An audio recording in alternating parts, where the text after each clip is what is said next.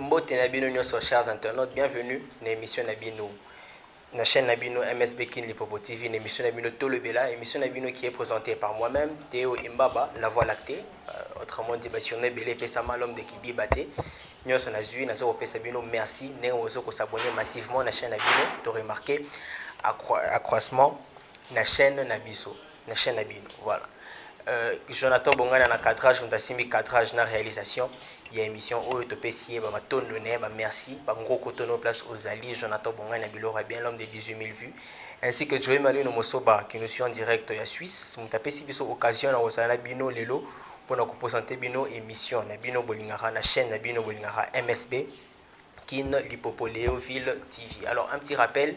Vous continuez toujours à s'abonner massivement et surtout, tant que vous s'abonner, vous signalez, vous activez la cloche à notification. Cloche à notification, elle va permettre biso, permettre bino, vous allez toujours au parfum à chaque fois une nouvelle émission et quota en ligne. Rapidement, je tiens à remercier toute l'équipe, la grande équipe qui travaille à Bango, la supervision et à Dimitri Bongania, bien ainsi que Gianni Mukendi qui dans quelques jours a relaxé un bon moment tous on peut déjà ma félicitation déjà en avance et aux à la retransmission en direct dans différentes chaînes nabiso na internet le mariage il y a Gianni Mukendi ainsi que Astela Mokati Singambu et elle aussi merci Nabilo Nyonso ne vous continuer à soutenir biso tant bien que mal. Lelo avec vous toujours le un sujet très important sujet qui concerne ethnie Mobimba, tout un peuple autobéni na banunu bobangi. Alors, moi-même, dans le sujet, on a un sujet très vaste, il y a un toé pour nous benda les places où ils avec vous, chers internautes, tous pour recevoir invité du jour Nabiso Lelo. Il s'agit de monsieur Fidèle Bopete, un invité qui n'est pas, c'est pas la première fois pour y à la émission Nabino. Kin Lipopo TV, vous reconnaître directement. Alors avec vous, toujours au PCA. Bonjour, bonjour monsieur Fidèle. Bonjour monsieur Jonathan, comment vous allez? Oui, ça va très bien et vous? Oui, par la grâce de Dieu, Dieu fait grâce, on est là. Alors quelles sont les nouvelles? Oui, non, il n'y a pas de bonnes nouvelles. L'essentiel pour nous est que nous vivons au rythme et comme nous avons maintenant l'actuel animateur, l'actuel formateur du gouvernement, toujours la Sikoyo, toujours la chance qu'il a formé l'équipe il y a bien et puis ça va bien pour répondre à l'aspiration et à l'attente de la population. Donc toujours espérer que les alarmes accroissement par rapport au gouvernement l'équipe. Si nous espérons les changements, on est tous aboyés, tous abattus. L'homme n'est pas statique, l'homme est dynamique. Oui, les cas qui a lobby par rapport à nos écoya, tu dis que vous allez un peu un changement positif. Ce qui va péci volontaire au salaire. Voilà, merci beaucoup. Toujours continuer toujours à évoluer avec l'émission. Tout côté ici qu'on a maman Nalikambu, une émission Nabiso qui concerne les banunu bobangi. Et tant qu'un vrai monument tu as sa source na kati Nalikambu. Alors, aux autres la biso histoire urbaine ya banunu bobangi. Pour commencer, petite question, banunu bobangi bauta wapi? Merci, monsieur Jonathan. Nous avons remercié Yomi, nous avons remercié notre Dieu, et mettre la circonstance, à Sali qui est aux Anayo. Banou Bobangi, c'est un peuple, c'est une tribu, c'est une communauté. Baouta Wapi, Banou Bobangi, pour répondre à la question, Banou Bobangi, Baouta, juste dans la rivière Ngiri. Naoubangi, ceux qui ont exploré l'affluent Bangi, et ça a dit mon rivière Ngiri, quand on a dit Banou Bobangi Baoutaki. Alors, Tokohi Koye directement en quelques mots, cheminement Nini, Banou Bobangi Balongwe, place bazalaki pour se retrouver dans la République démocratique du Congo, et une autre partie va se retrouver na Congo Brazza. Alors Robert Telebiso, comment est-ce que ça marche Wane Salimi? Comment est-ce que lutte Wane Salimi pour Bakoma ou Bauti? Merci bien, monsieur Jonathan. Et sa question est simple. D'ailleurs, c'est que je dois vous préciser que vous avez que peuple mon côté à champignon. Ils ont le peuple mon côté à bimi ou bien ils ont la tribu mon côté bimi na se à mabele et botamika bouina se à mabele. Peuple union surtout à subir le mouvement migratoire. Ndenge na lobaki ba nulu bobangi bazalaki kuna na ubongi, plus précisément na rivière Ngiri côté babanda kozala. Tant bazalaki wana, c'est un peuple, c'est un vaillant peuple. Un peuple commerçant. Souci na bango ya makasi ezalaki que baye bananu ko mayo yo biso tozana yango. Tozomona ka mayo ezokita. Mayo yo ezokita ezokende kosukela wapi.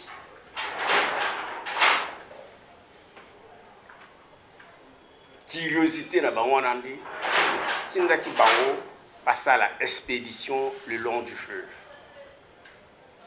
Tango balongwe kuna babimi baza kokita malembe tango baza kokita bakomaki kamwa na place moko boye bateau basali déjà ba voyage le long du fleuve koleka lukolela tango bakomi babimi na rivière Ubangi pour que bakatisa bazwa sikoyo rive gauche du fleuve Congo au bengi pays RDC. Bakatisi bakiti pour que bakatisa bazwa sikoyo bordure donc rive gauche. Tant bakoma ki wana ezalaka moi bakokoso moko ekotaki entre vent. Bakokoso ndeti ni. Bon, ezaba pour moko ils allaient un peu vaste, il n'y a pas moyen de expliquer bien. Parce qu'on peut avoir un petit conflit entre Bango. Est-ce que le petit conflit est aussi au volant ou sur quelques mots? Bon, prochainement on va survoler ça. Mais c'était des conflits interclaniques. Au sein des dirigeants, il y a chaque clan. Bon, bref, ce qui n'a pas pu ça comme moi lumière. Ça va conflit mon suite d'un décès. Il y a une jeune fille qui était de la famille royale, de la famille du chef. Tant que Fawana, que vraiment ça ne va pas. Ça avait choqué tout le monde. Puisqu'elle était la fille que la famille royale espérait. Ça va mes attentes. Mes attentes, ba conflit et au sala que papanza na bakabwana. Tant bakabwana qui, tant bazalaki koya, d'ailleurs je dois vous rappeler, ils étaient nombreux, il y avait beaucoup de meneurs, mais le grand meneur, ils allaient entre autres Ngeli Liboma. Chef Ngeli Liboma. Chef Ngeli Liboma. Ba grand meneur, par exemple, Monyongo. Par grand meneur, par exemple, Bangamakala. Par exemple, Bangobila. Par exemple, Bamubangi. Mubangi. Et c'était nombreux. Yoka, Bandinga. Tant bakomi wana conflit wana et kusala que qu'ils connaissent une première division, la 4e expédition na bango. La division là, et au sala que Yoka, Ngobila, Mubangi, pardon, Yoka, Ngobila, Ndinga, Bango, Bakatisi, Bazui, Babiki non, biso na bino iso place mon côté. Bango bakatisi bango bazui rive droite to bengi Congo Brazza. Munyo Ngeli Liboma, Munyongo, Mubangi, Nzama Bato, Ngamakala et les autres là, Bango Botoké, j'allais oublier, Botoké y compris, Chef Botoké. Chef Botoké. Bango balobi non, nous allons continuer to kolanda siko na rive gauche. Bango on a baké rive gauche. Tant baké na rive gauche wana Ngobila a créé une petite tribu autobéni Moï na Brazzaville. Yoka a sala likuba. Ndinga akoti na kati. Et akikuna sala mboshi. Là, je citais seulement le grand des têtes d'affiche ou les têtes d'affiche. Mais batonsu bazalaki o bakendeki mususu bakiko sala da côté ya Brazzaville basali balé bominta. Ba oyo ngeli le boma chef na Botoké na Monyongo na Mobangi na banza continuer. Oui, RDC. Gauche, rive RDC. Vous avez bien. Tant baza koya, le col a confié en RG Salemaki. Tant baza koya, une petite équipe, pardon, vous allez m'excuser, n'a pas précisé sa précision après. Une petite équipe peut baza vendu na babité bisoto télémina biso. Bango ba télémaki wana, bango ba ko sala accession vers le nord. Na ko pesa kombo ya bakoko wana. Mais Botoké, Ngeli Liboma, Monyongo, Ngamakala, Mobangi, Nzamba Bato et les autres là, Bango Balui qui est bisoto sur kita. Bakiti siko ba komi penza na rive gauche autolobi RDC. Tant baza koya nzela na nzela eza bato bazo sala expédition. Nzela na nzela bango bazo ba ki bisoto limbi to telemi awa. Bisoto telemi awa. Tant ba ye wana ba ye na lukolela koko moko akitaki na lukolela wana na kopesa okombo na ye prochainement.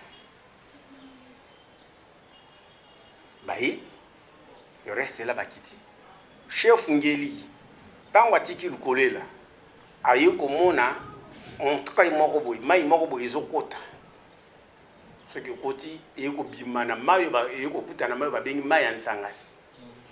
Ya koti wana. Donc plus précisément na Molebu. Soko za na Molebu ezali na rivière mozo kota wana ba benga rivière wana Lubilo. Ya koti na mai ya Lubilo wana. Akoti na mai ansangasi. Akiti jusqu'à tel point que il a qui s'installer Ngeli chef Ngeli a qui s'installer pour la toute première fois dans le village moko Bwanza. Ngeli fit un grand chef nandambo ya bato na yo balanda ki a qui s'installer na Bwanza bato balanda ki pour nous autant par exemple yoka mususu wana yokana mususu wana na Bobangi na Bangamakala bango bahi balandi ahi ko s'installer na Bwanza.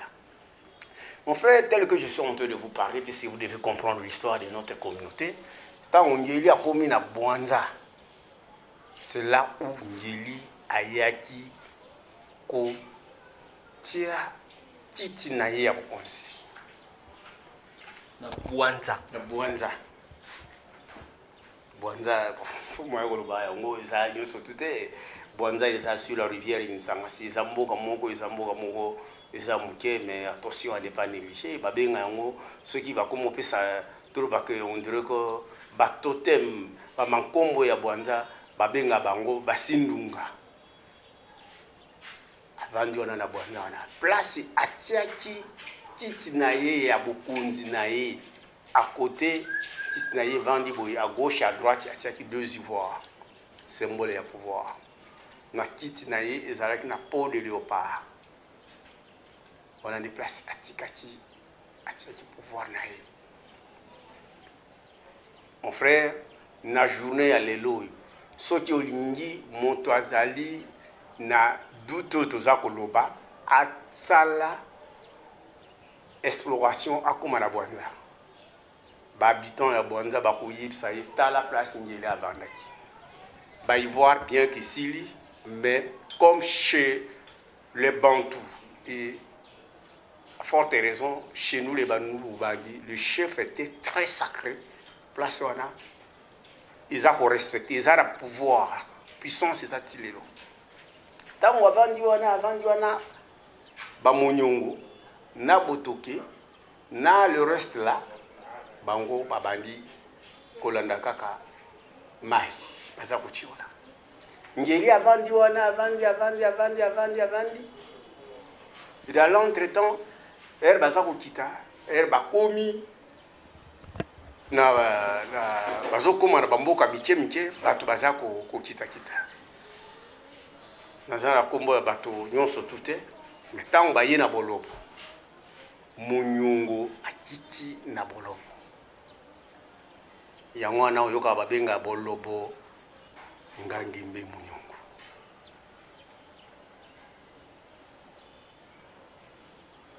Munyungu akiti na bolobo abandi na bolobo wana mwana ngatika na biso ke Munyungu azali koko ya banunu bobangi oyo aye tango akomi na bolobo wana asalaki démonstration moko ti lelo bato bayebi yango bato habitant ya bolobo ressortissant natif ya bolobo bayebi azwaki kaka nat ezalaki na mwa débat moko boye azwaki nat. Il a traversé le fleuve. Parce qu'on a le fleuve Zamounene a traversé à Katisi fleuve je ne dis pas qu'on peut l'égaler à Jésus, non. Jésus n'a pas tambola qui est à Maï, mais il y a un vandi na nat a tamboli à traverser le fleuve. Si le lot, bateau au bateau sala le long du fleuve, ils sont stoïbiques. Place Ngeli, place pardon. Munyungu akatisa fleuve ba vague comme on a été forme un couloir même à taille il y a un vent violent et c'est ça le couloir forcément que ça ne nous concerne pas chef Ngeli avandi na Bwanza Munyungu ayiko kita na bolobo botoke na batunaye ba continuer toujours avec comme même finalité, même objectif, photo yeba côté nini et balé isuki. Chef Ngeli Liboma, tango avandi na Bwanza, c'est lui qui était le chef, le patriarche, le chef. Tango avandi na Bwanza na yoko mona tia biki na Bwanza wa nazo linga lisusu ko vanda wate. Abimi na Bwanza ni ayeko kende ko s'installer na Mitimba. Akitika maya nsanga siwana era bimina maya nsanga simuke ayo komona siko rivière to benya ngo rivière ya Nkubosaka usate rivière ya Mpanzi munya Mpanzi akoti wana ekimpanzi aleki Nkubosaka akiko s'installer na Mitima le vaillant chef Ngeli Liboma il y a qui s'installer na Mitima. Que ce soit bango nyon surtout wana na bao bakende ki na Brazza na Congo Brazza par exemple ndinga wa kendo sala mboshi yoka ya sali likuba ngobilo ya sali moi babanda ko ibakera banda ko ya vaillant chef na bango izala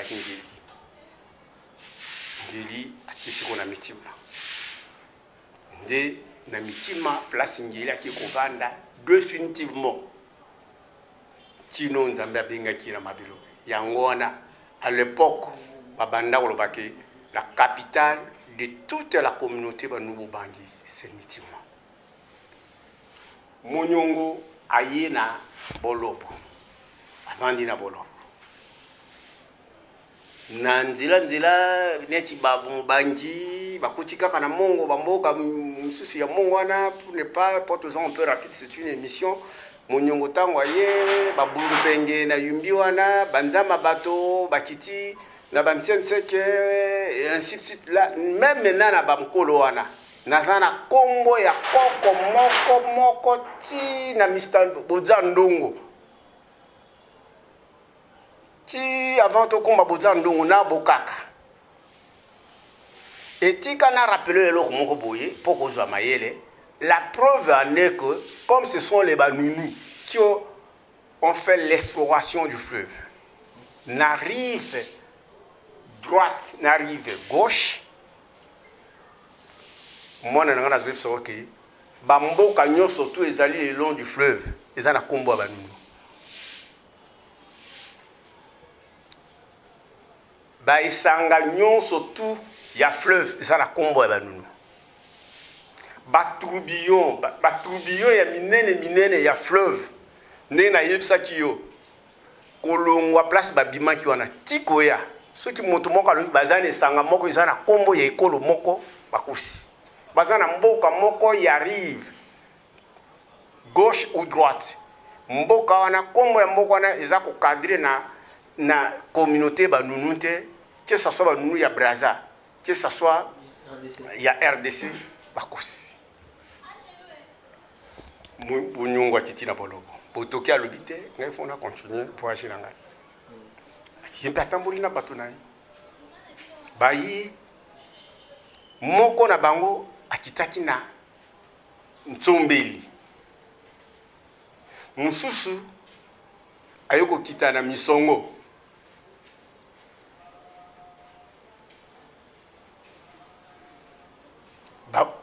Mais Botoki a continuer kaka.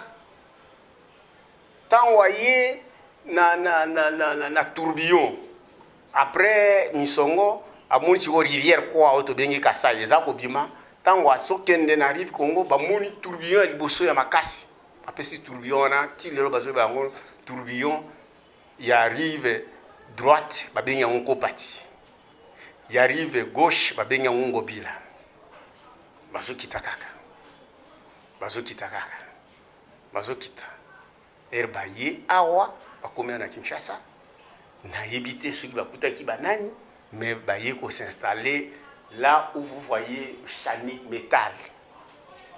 So comme na Chanik wana place moke kota ça n'est formé net eau douce baye ko mona ke fleuve sous qui pour kuna komi mabanga mai pende zali boyi moins que bon naviguer zalité batelemi wana batemi wana bazunzo to na bango basali mobimbo batiki expédition ba boîte na bango wana basali expédition makolo kutala si ils peuvent naviguer ba mona non on les asoko ki kuna on naviguer te ndi basuki wana petit place banunu ba uti tango ba yena Kinshasa wa parmi ba renommé o batikaki o bakitaki wana Kinshasa wa beaucoup plus précisément na Chanik Métal alongi Chanik Métal aye ko vanda awa na kinga bois pêcheur na baoba ezali côté ya polar baoba ezakuna moto avana ki wana mingi watelema ki wana mingi koko avana ki wana mingi komona koko ntsasa moto atelema ki wana. En conclusion banunu bautaki na rivière ngiri na ubangi babanda ko kita elbaza ko kita objectif na bango baye ba mai sukeli wapi tant baza ko kita banda ko kita bango nyonso et ce n'était pas qu'équipe nyonso to banda ko kita mais nzela batu mususu baza ko telema ko créer ba mboka wana et na yebsa ki yoke au lac que le long du fleuve rive gauche ou rive droite appartient à la communauté banunu bobangi na ba mboka nyonso to ezana ba kombo banunu bobangi. Donc, vu que tu as à côté, wana, ceux qui le long du fleuve, Bamboka appartient à Banunu Bobangi. Naba île, Naba tourbillon surtout. Ça veut dire que Banunu Bobangi, la première personne à naviguer dans le fleuve Congo. Alors, ma question est celle-ci. Est-ce que le premier occupant, il y a Mboka Nyon surtout, ils allaient le long du fleuve Congo. Alors, question en est-ce que Bamboka misusu mike o bazaki na mabele soki basana posa ko naviguer to ko pêcher na fleuve Congo babania ko senga autorisation pa banunu bobangi. Oh mon frère, voilà au senga ke na loba ibele. Je vous assure que le fleuve appartient à la communauté banunu bobangi. Na linga ko expliquer ote réalité nini conflit nini epesaki kufa ya mwana mwasi ya famille royale o ya kufaki Donc, pour ça, rive gauche, ils ont fait des sacrifices pour maîtriser le fleuve. Pour maîtriser le fleuve, il y a eu beaucoup de sacrifices. Ils ont des sacrifices, on a des salaki qui bakende. Au moins que na makambo oyo ana moya kuluba ngote to répondre makambo ezali bien. Banu obangi bazali ba pêcheurs. Ils ne vivaient pas seulement de la pêche. Ils vivaient aussi d'autres activités. La chasse, le commerce, la petite agriculture. Ça va? Mais qui ont appris à tout ce peuple-là, à tous nos peuples voisins, comment naviguer, comment pagailler, comment pêcher. Que ce soit la rive gauche ou bien la rive droite. Mon frère, il y a sol, il y a sol. Ce qui est la rive droite, au moment où bambo qui est le long du fleuve Nabango, au moment où Mboka neti Monsaka, au moment où bambo neti Nkonda, au moment où bambo neti Kunzulu, au moment où bambo neti Makoti Mpoko, au moment où bambo neti Bampuya. Aux en arrive na biso to aux en arrive ya Congo Brazza. Soko yé pas na biso. Okozwa bamboka neti Yumbi. Pas seulement Yumbi. Okozwa bamboka neti bakomo neti lukolela. Oye ozi bamboka neti Nkolingamba. Oye ozi bamboka neti Bansangasi. Nena tanglo ba mitima. Kunzulu, Sali, Bankubosaka, Babompeta, Bayumbi, Bankolo, Nkolo mbe yoka, Nkolo yoka, Babongende, Buntaba, Bolobo, Buzandongo, Ngabengi, Monseli Boaka, Nsombele. Tous ces noms-là, il faut que les gens les sachent. Bango bakuma kiwa na libosote ndenge nini bango bazwi kopesa bamboka wana bakombo na bango par quel moyen, par quel mécanisme. Et laissez-moi vous dire correctement que il n'y a pas un peuple ou une tribu champignon. Oui, bimika kana mabinabite qui expression est correcte. Ezana communauté mon côté école baké ezane tilié bimi na se ya mabele de son surtout toujours baké histoire eux batang sa kibiso ezali ko ba premier occupant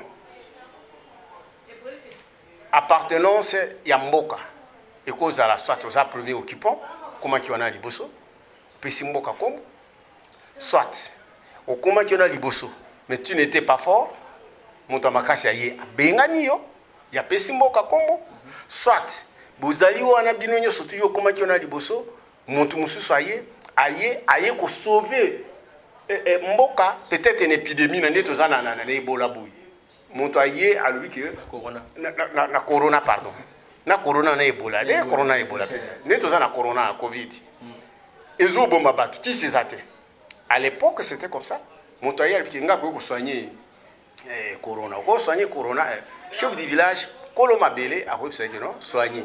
Ce qu'on soigne, bon, soigner, ce qu'on soigne, oh, nous surtout aussi, n'a repris ça.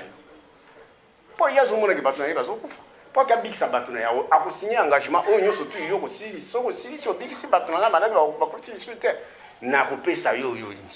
Mon tout ce gars, Zamaïle, a biki, a sali, a big sabat, malade, yo, c'était ici. Alors, bon, et là, on repris ça, yo, repris ça, dans ma vie. Yo kosani opesa o signaki engagement po bo signaki yo moko baki ke soki obikisi bato na malade na épidémie yo na kopesa yo nyonso to kosengana tango akopesa wa banonke pesa ngai peut-être ndambo mabelo pesa ngai mabelo tina ka se soumettre po soki oboyi ya kobimisa auzongisa maladi wana ekosonga lisusu. Voilà, c'est un peu ça. Voilà.